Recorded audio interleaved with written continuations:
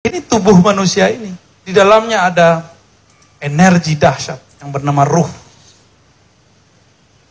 Ruh ini sekarang jadi tuan atau jadi budak di tubuh kita.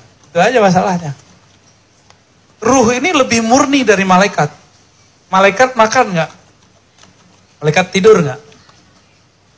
Malaikat bedanya dengan ruh. Malaikat ahli zikir, ruh ahli ilmu. Itu aja bedanya. Apa perbedaan ruh dengan malaikat? Malaikat ahli zikir. Wa nahnu nuqaddisu bihamdik wa nuqaddisu lak. Itu dalilnya. Surah Al-Baqarah. Kami banyak tasbih. Kami ini baik-baik orangnya. Tapi perbedaannya ruh. Ruh itulah yang disebutkan min ruhi. Hembusan dariku. Dari ruhku. Apa maksud ruh di situ? Rahasia Allah. Bisa kita artikan ilmu. Karena ruh kadang diartikan wahyu. Ruh diartikan kadang bisikan dari Allah Subhanahu wa ta'ala. Bisa nggak menangkap bisikan Allah itu? Bisa nggak menangkap itu? Jika dapat menangkap itu berarti ruhnya hidup. Gimana caranya? Nah, inilah yang Nabi katakan. Dalam beberapa ayat, ini futuh namanya. Nabi diperintahkan, kul katakan innama ana basyarun mithlukum. Aku ini basyar, manusia. Nih basyar.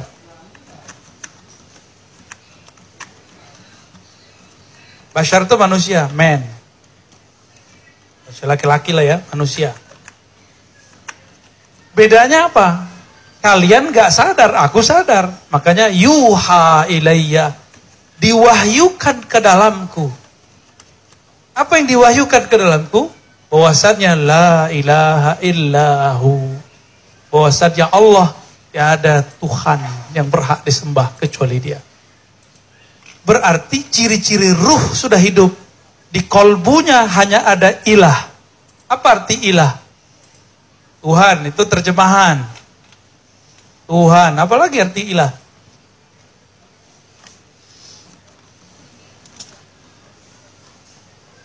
Yang dicintai. Yang dicari. Maka saya sering nanya, hidup buat makan atau makan buat hidup? Yang mana nih? Ruh kita butuh gak makan nasi begitu? Malaikat aja gak makan, apalagi ruh. Lalu makanan malaikat apa? Zikir. Kita punya sisi malaikat, itu kolbu namanya. Jadi Bapak di dalam ini ada namanya kolbu. Ya.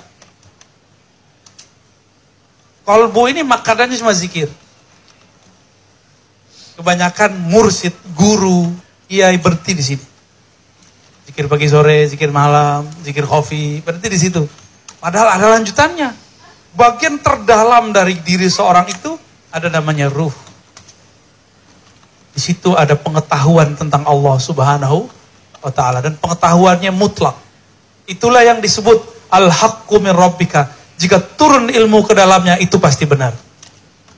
Makanya ilmu Rasulullah pasti benar. Karena Rasulullah manusia, kita manusia.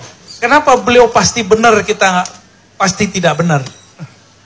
Karena kalam yang muncul dari kalbu beliau, itu munculnya bukan dari ro'yu, bukan karena sekolah, bukan karena pengalaman hidup, bukan karena zikir yang banyak, tapi karena di kalbunya ada ruh yang hidup.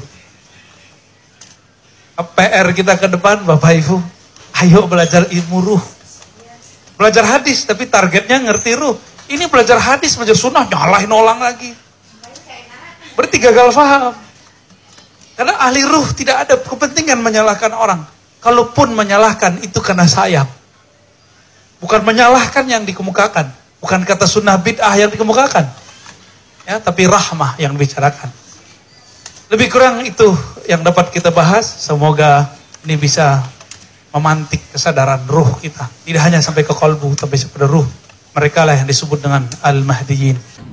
Apakah ada korelasi kolbu dengan titik-titik yang ada di dalam diri? Namanya latifah. Latifah itu biasa dipelajari dalam tarekat Naqsyabandiyah, Qadiriyah, Samaniyah. ya, Syathariyah dan beberapa tarekat lain. Tapi yang banyak pakai itu Naqsyabandiyah dan Qadiriyah, ya. Dan cabang-cabangnya. Kan Samaniyah ini salah satu cabang dari Qadiriyah. Di situ kalau orang-orang di luar agama kita mempunyai istilah namanya cakra, ya. Apalagi cakra, titik-titik halus itulah ya. Di dalam tradisi ahli zikir ada yang berbeda dengan cakra, namanya latifah. Latifah itu artinya titik halus di dalam diri. Cuma latifah yang 7, ada 7 latifah yang masyhur, itu berkaitan dengan nafs, jiwa. Kalaupun disebut kolbu, itu kolbunya jiwa. Disebut ruh, ruhnya jiwa. Disebut sir, sirnya jiwa. Khafinya jiwa. Dan semuanya. Adapun kolbu, dia lebih di dalam lagi, ya. Dulu saya mengira bahwa latifah yang 7 itu sudah inti dari manusia. Ternyata baru awal masuk ke alam rohani, ya. Salah. Jadi kolbu kalau sudah nggak elastis, sudah kaku, kolbunya sudah mati atau minimal sakit, ya. Nah, gimana cara ngasah kolbu? Gampang sekali. Mendekatlah kepada yang bolak-balik kolbu. Tapi caranya gimana gitu ya? Nah, caranya pertama, kenali dulu siapa yang memandang kolbu.